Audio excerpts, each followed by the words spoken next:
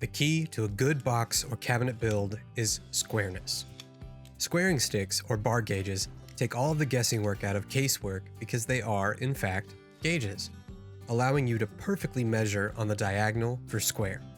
No matter if your case has proud dovetails, a raised base, or wonky widthed sides. In this video, I'll show you how to make a few sets of squaring sticks just like these and what some of their other uses are. I started off this project by raiding my scrap bin and milling my stock square and coplanar on all four sides. I was left with 7/8 of an inch thick cherry, maple, old Wally McNutface, and some really hard red-orange wood that is not cherry, maybe tiger wood, super dense. I don't know what it is though. I cut the stock to matching widths at the table saw before trimming to various lengths and shooting the ends square.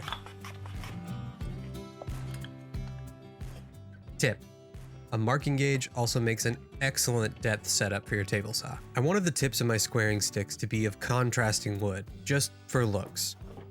But since that would have been a very weak butt joint, I used my table saw bevel jig to cut tongue and groove joints.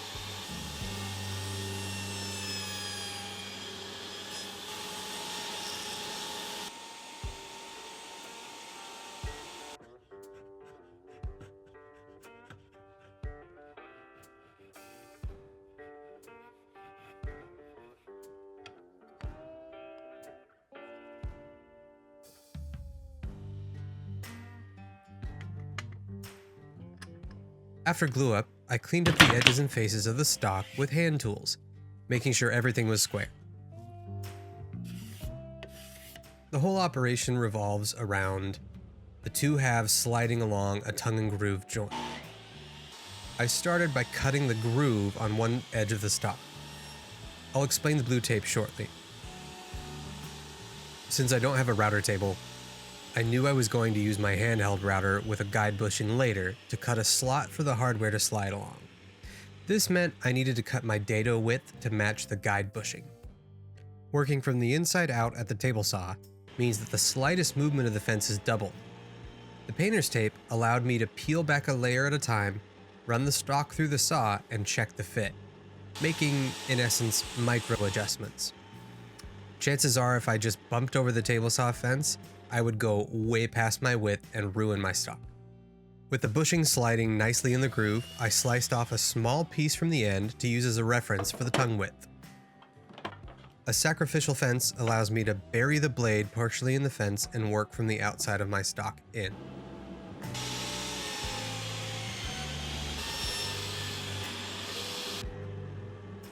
Painter's tape again allows me to sneak up on my finished tongue width, and I use that small offcut to get a perfect sliding fit.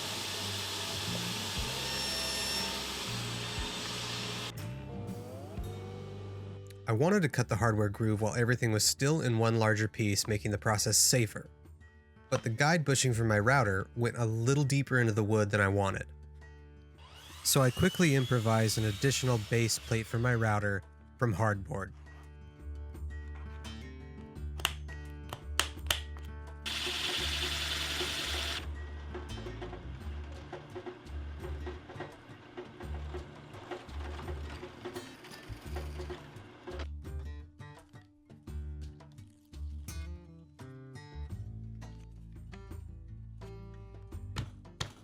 Using a drill bit to accurately set my depth stop, I routed out the groove for the hardware using a straight spiral upcut bit.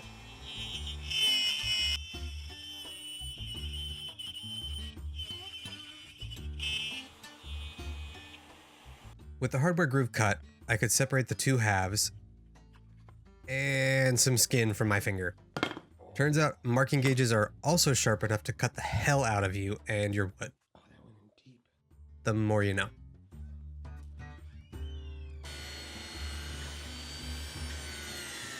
I cut the two halves apart at the table saw and then promptly blew apart the project by trying to use a standard bit to drill out the recess for the brass nut. So after repeating all of the previous steps,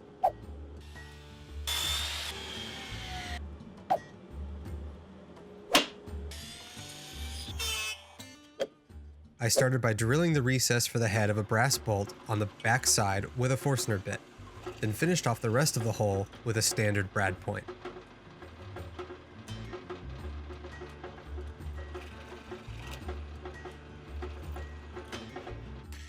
Tightening the bolt down in place, I could mark around it with a knife and chisel out the mortise.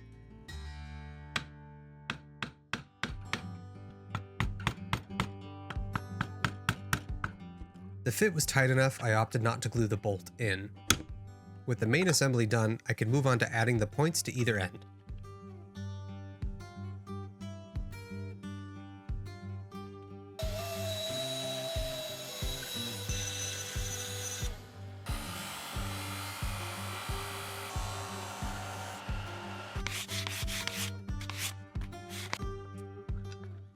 While I'm applying finish, here are a few bonus uses for squaring sticks. Need to transfer the dimensions of something? Maybe over to the table saw? Squaring sticks got you. Need to measure the distance between two awkward points accurately? Squaring sticks got you. Pretty much anything inside dimension related? Squaring sticks got you. Now, if you've been wondering what that mystery finish I've been using in my videos lately is, stay tuned for my next video where I'll finally reveal my new favorite finish along with giving an in-depth guide and review.